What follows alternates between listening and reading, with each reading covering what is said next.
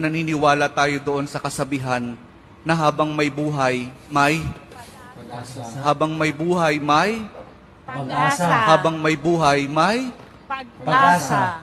pagsubok. Dahil tayo katiwala ng Diyos, binibigyan din niya tayo ng iba't ibang klase ng pagsubok. Kaya po doon sa pagsubok na yon, saka pa lang natin mauunawaan na talagang ang ating buhay ay mayroong, habang may buhay mayroong, Pagsubok. habang may buhay may Pagsubok. pagbangon.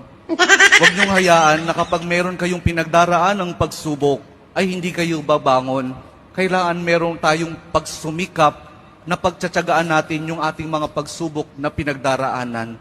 At kapag mayroong pagsubok at mayroong pagbangon, saka pa lang natin mauunawaan na talagang ang ating buhay, na habang may buhay, may Pagbangon. habang may buhay, may Pagbangon. pag-ibig.